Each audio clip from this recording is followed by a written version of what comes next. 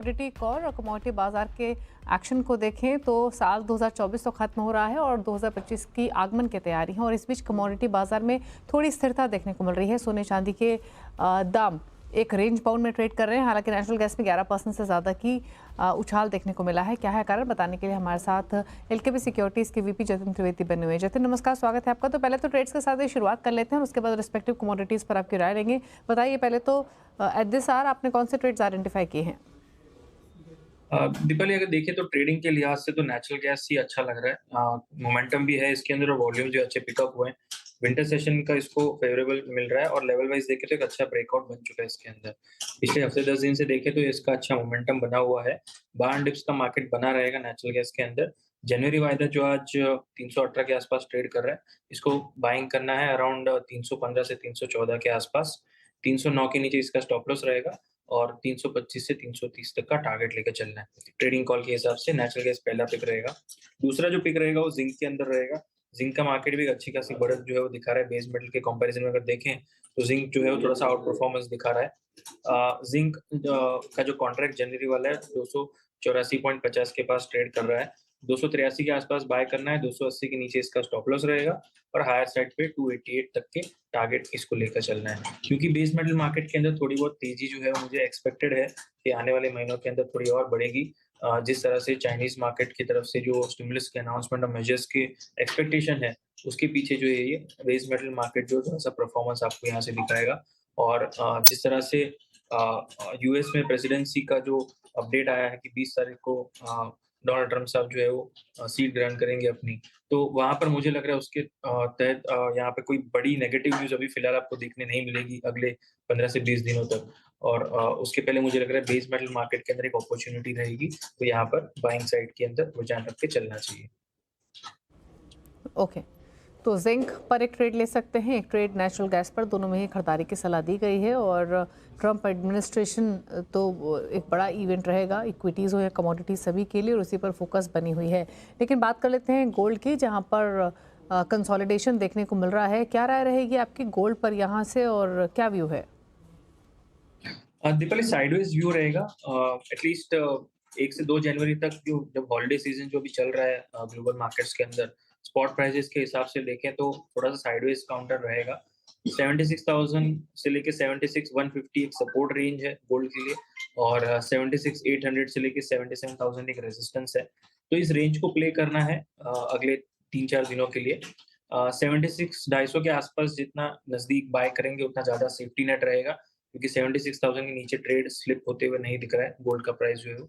लेकिन higher side में limitation रहेगी 76,600 से 750 के आसपास प्रॉफिट बुकिंग की भी सलाह रहेगी क्योंकि 750 से लेके 77 77,000 के आसपास ये जो लेवल्स है रेजिस्टेंस प्ले करते हुए देखने मिल रहे हैं।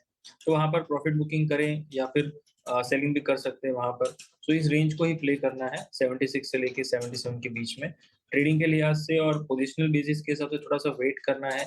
हॉलिडे सीजन एंड होता है उसके बाद में 2 जनवरी के बाद थोड़ा-सा क्लैरिटी मिलेगा और जो बड़े डेटा हैं वो भी नेक्स्ट वीक में हैं, जैसे कि अनएम्प्लॉयमेंट के डेटा कह लीजिए या नॉन फार्म पेरोल्स के डेटा कह लीजिए।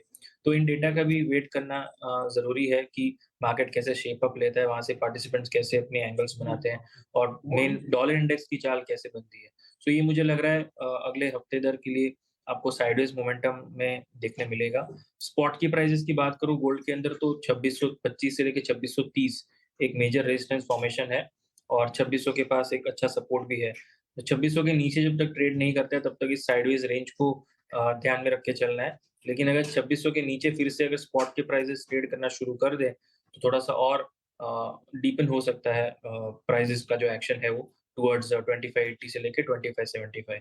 सो फिलहाल रेंज को प्ले करना है और जब तक ये रेंज के अंदर है तब तक view point sideways to range bound रहेगा गोल्ड के अंदर। हम्म। अच्छा, क्विकली बेस मेटल से कॉपर पर आपकी राय क्या है? जिंक पर तो एक ट्रेड आपने रेकमेंड किया है जतिन, लेकिन कॉपर पर आपके व्यूज? दीपाली, कॉपर भी व्यूज थोड़े पॉजिटिव हैं। जब तक 790 के ऊपर ट्रेड कर रहा है, मैं ये मान के चल रहा हूँ कि कॉपर के अंदर साइडवेज टू पॉजिटिव रेंज के अंदर ट्रेड करना चाहिए। जिस हिसाब से मैंने बताया कि चाइनीज मार्केट की तरफ से जो मेजर्स और स्टिमुलस के अनाउंसमेंट की जो एक्सपेक्टेशन है, वो 2025 में थोड़े से और बढ़ते हुए दिखने मिल रहे हैं। ये काउंटर रहेगा डॉलर ट्रम्प की पॉलिसीज के अगेंस्ट में, इसके लिए बेस मेटल मार्केट थोड़ा-सा मुझे पॉजिटिव लग रहा है। और क्योंकि डॉलर इंडेक्स जो है वो भी 108 के आसपास थोड़ा-सा एग्ज़ॉशन दिखा सकता है, तो इसका पॉजिटिविटी के साथ में आउटलुक जो है बेस मेटल के लिए बनेगा। लेवल वाइज़ अगर मैं बात कर लूँ तो कॉपर के अंदर 805 से लेके 803 ये जो लेवल है वो ट्रेडिंग के लिहाज से एक सपोर्टिव ज़ोन है, जनवरी वायदा की बात कर रहा हूँ मैं। और हायर साइड में 810 से 814 के बीच में अपना टारगेट रख के चलें। ये जो 2 से 3 दिनों का व्यू पॉइंट लेते हैं या इस हफ्ते के हिसाब से जो व्यू पॉइंट है उसको लेकर चलना है। पोजिशनल व्यू पॉइंट नहीं है ये, सिर्फ़ ये वीकली व्यू के हिसाब से और ट्रेडिंग के लेवल के हिसाब से ही मैंने व्यू पॉइंट दिया है। ओके। अच्छा, एग्री कमोडिटी बास्केट को देखें तो स्पाइसेस के पैक में रौनक देखने को मिल रही है। टर्मरिक इनफैक्ट सबसे ज़्यादा बढ़ने वाली कमोडिटी है, 2% ऊपर, जीरे में 1% की स्ट्रेंथ देखने को मिल रही है और धनिया भी आधा % ऊपर है। जतिन, क्या रहा है आपकी स्पाइसेस के पैक पर? स्पाइसेस में अगर बात कर ले तो मस्टर्ड जो है थोड़ा-सा टर्मरिक मुझे थोड़ा-सा ठीक लग रहा है यहाँ पे ट्रेडिंग के लिहाज से अगर देखें, तो लेवल वाइज़ अगर देखूँ तो 14,000 से लेके 13,500 का लेवल जो है थोड़ा-सा सपोर्टिव लग रहा है। तो 13,500 के स्टॉप लॉस के साथ में इसके अंदर बाइंग कर सकते हैं और हायर साइड में 15,000 के आसपास तक के टारगेट रखें, बहुत ज़्यादा बड़े टारगेट तो नहीं देख रहा मैं। 15,000 15,500 के आसपास तक के लेवल के हिसाब से थोड़ा-सा पॉजिटिविटी के साथ में कारोबार रह सकता है। ओके, चलिए, तो ये राय आपको मिली है स्पाइसेस के पैक में टर्मरिक पर। इसके अलावा देखें आज के सेशन में तो कैस्टर में 1% की बढ़त देखने को मिल रही है। ग्वार पैक बिल्कुल नरम होकर ट्रेड कर रहा है आज के सेशन में, वहाँ कोई खास एक्शन है नहीं। एक बार रुपए को और लेकर आते हैं। रुपए का मूड काफ़ी बिगड़ा था, पिछले हफ्ते नए लोस हमने बनते हुए देखे थे और डॉलर इंडेक्स 108 के आसपास ही है। 10 ईयर बॉन्ड यील्ड में हमने तेज़ी देखी। डॉलर इंडेक्स इनफैक्ट ये रुपी है आपकी स्क्रीन्स पर और ये डॉलर इंडेक्स 108 के लेवल्स पर। करेंसी मार्केट को कैसे देख रहे हैं और क्या राय है आपके रुपए पर? दीपाली, जिस हिसाब से प्रेशर जो है वो रूपी पे बना हुआ है, 2-3 फैक्टर्स हैं जो प्ले आउट कर रहे हैं रूपी के ऊपर जो रेजिस्टेंस एक्ट कर रहे हैं। सबसे पहला इम्पोर्टेंटली डॉलर इंडेक्स जो 108 के ऊपर ट्रेड कर रहा है। 103 से लेके 108 की जो जर्नी उसने तय की है पिछले 3 महीनों में, ऑलमोस्ट 7 टू 8% की, 7% की। तो ये कहीं न कहीं रुपए के ऊपर हावी हुई है। पिछले 3 महीने में अगर हम देखें तो रुपया जो है वो करीब-करीब 2 से ढाई परसेंट तक गिर चुका है। करीब 84 लेवल से लेके कंटिन्यूअसली 85-50 तक का एक फॉल देखा है हमने पिछले 3 महीनों में। और इससे भी बड़ा जो कारण बना है रुपए के लिए जो इम्प्लाई कर रहा है उसका रेजिस्टेंस और वीकनेस दिखा रहा है, वो है एफआईआई का मनी आउटफ्लो। जिस हिसाब से पिछले 3 महीने में 1,70,000 करीब 1,70,000 करोड़ के करीब जो सेलिंग हुई है एफआईआईज़ के द्वारा, उसके कारण से रुपये के अंदर जो प्रेशर है, वो कहीं न कहीं स्ट्रांगली बना हुआ है। तो मैं ये मान के चल रहा हूँ कि जब तक ये प्रेशर बना हुआ है एफआईआईज़ का टर्निंग पॉइंट नहीं आता नए साल में, तब तक रुपये के ऊपर आउटलुक जो है थोड़ा-सा नेगेटिव लेके चलना चाहिए। जैसे ही एफआईआईज़ की मनी का आउटफ्लो जो है वो इनफ्लो में बदलता हुआ देखने मिलेगा, तब मुझे लग रहा है कि ये डॉलर रुपये का जो पेयर है आपको थोड़ा-सा ड्रैग डाउन होते हुए देखने मिलेगा।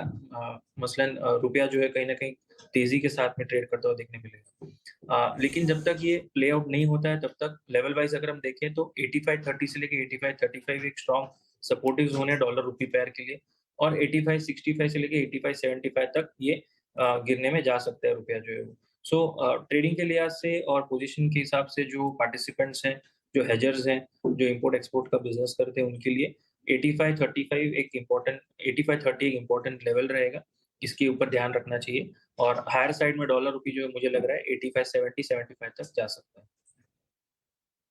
ओके, चलिए, तो ये बात हुई स्ट्रैटेजीज़ की और रुपए पर भी आपको एक व्यू मिला। रुकने के साथ एक ब्रेक है, लौटेंगे तो लेंगे क्विक क्वेश्चंस, चलो वापस आते हैं।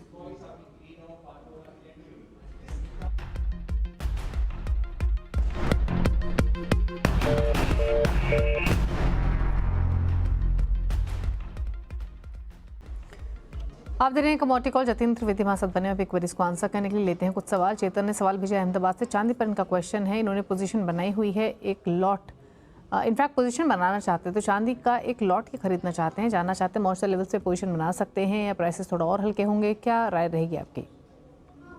दीपाली, अगर पोजिशनिंग वाइज़ अगर लेनी है तो थोड़ा-सा वेट करना चाहिए। 88,000 से लेके 87,000 के बीच में अगर बाय करते हैं तो पोजिशनिंग वाइज़ उनके लिए एक फेवरेबल रिस्क रिवॉर्ड के साथ में एक ट्रेड बन जाएगी।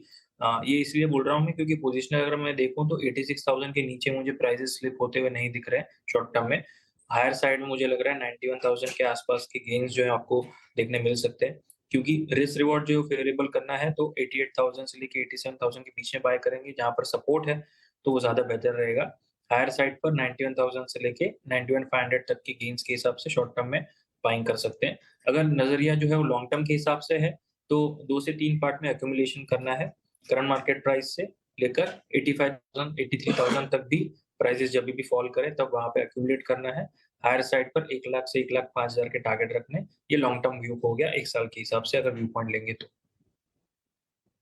ओके, अगला सवाल लेते हैं और हमें नीरज ने सवाल भेजा है झारखंड से। कच्चे तेल पर 5 लॉट 5,860 के भाव पर लिए हुए हैं, होल्ड करें इस पोजीशन को? होल्ड कर सकते हैं पोजीशन को। मुझे लग रहा है क्रूड ऑयल जो है वो कहीं न कहीं थोड़ा-सा और 6200 तक के लेवल्स जो है आपको दिखा सकता है। जिस हिसाब से पिछले हफ्ते एक अच्छी खासी पॉजिटिविटी के साथ में उसके अंदर रैली हुई है, थोड़ा-सा और 6200 तक के लेवल्स जो है मुझे लग रहा है ये अचीवेबल रहेगा। नए साल के अंदर डॉलर इंडेक्स का जो है महत्व रहेगा। डॉलर इंडेक्स थोड़ा-सा साइडवेज़ टू अगर वीकनेस का ट्रेंड दिखाएगा तो क्रूड ऑयल, बेस मेटल्स, अन्य कमोडिटीज़ जो है थोड़ा-सा बेनिफिट लेंगे। तो क्रूड ऑयल के अंदर थोड़ा-सा मोमेंटम मुझे पॉजिटिव लग रहा है और टेक्निकली भी 5950 के ऊपर जैसे उसने ब्रीच किया है, उसके बाद थोड़ा-सा ये मोमेंटम और थोड़ा-सा आगे बढ़ सकता है टुवर्ड्स 6150 6200। सो स्टॉप लॉस को ट्रेल करके चलें। 5900 का आपका स्टॉप लॉस मैं रिकमेंड करूँगा और 6150 तक के टारगेट जो है वो और 6200 तक के टारगेट के हिसाब से आप पोजीशन रख सकते हैं। ठीक है, तो ये राय रही आपके लिए कच्चे तेल पर फिलहाल 6041 के लेवल्स देखने को मिल रहे हैं। उत्सव गुप्ता ने सवाल भेजा है भोपाल से, हमारे अगले व्यूअर हैं। ये कॉपर पर इनका सवाल है, ये 1 लॉट खरीदना चाहते हैं कॉपर का, जानना चाहते हैं मौजूदा लेवल्स पे एंट्री कैसी रहेगी और वेट बताइए। अगर शॉर्ट टर्म के हिसाब से बाय करना है तो ये 780 के नीचे जो है स्टॉप लॉस रहेगा कॉपर के अंदर आपका शॉर्ट टर्म में अगर ट्रेडिंग वाइज देखें तो। जितना नज़दीक आप 800 से बाय करेंगे उतना रिस्क रिवॉर्ड आपका फेवरेबल बन जाता है 780 के स्टॉप लॉस के हिसाब से और हायर साइड में शॉर्ट टर्म में 825 से 830 तक के व्यू पॉइंट के हिसाब से बाय करना है। जनवरी कॉन्ट्रैक्ट जो फिलहाल लाइव है और जनवरी कॉन्ट्रैक्ट का रेट जो है वो 808 के करीब है। हायर साइड पर 825 से लेके 830 का रेजिस्टेंस भी है, तो वहाँ पर आपकी प्रॉफिट बुक करने की भी सलाह रहेगी मेरी तरफ से। सो कॉपर के अंदर बेट करें तो स्टॉप लॉस स्ट्रिक्टली फॉलो करें क्योंकि लॉट साइज़ जो है वो बड़ा है। करीब-करीब 2500 का लॉट साइज़ है, तो उसके हिसाब से रिस्क रिवॉर्ड के हिसाब से अपना ट्रेड प्लेस करें। नितेश का सवाल है इंदौर से अगला, इनका जिंक पर सवाल है। 2 लॉट 244 के भाव पर खरीदे हैं, तो ले मुनाफा या होल्ड करें? तो बताइए, जिंक पर तो आपने खरीदारी की कॉल भी दी है, तो क्या इनके लिए होल्ड करने की सलाह रहेगी? आप होल्ड कर सकते हैं। मुझे लग रहा है 290 292 तक के लेवल जो है आपको जनवरी कॉन्ट्रैक्ट जो दिखा सकता है। तो अपना जो भी निवेश है ज़िंक के अंदर उसको ट्रेल करते हुए चलें। 275 का मेरा ट्रेलिंग स्टॉप लॉस रहेगा। पोज़ीशनिंग वाइज़ जो भी आपकी पोज़ीशन ओपन है ज़िंक के अंदर उसको ट्रेल करके चलना है। 290 से लेके 295 जनवरी तक, जनवरी वायदे में जो है वही ये मेरे लक्ष्य हैं। तो इसको ट्रेलिंग करके चलना है। होल्ड कर सकते हैं पोज़ीशन। होल्ड करने की सलाह है, स्टॉप लॉस को ट्रेल करते चलें और बने रहें इस पोजीशन में, यही सलाह है आपके लिए।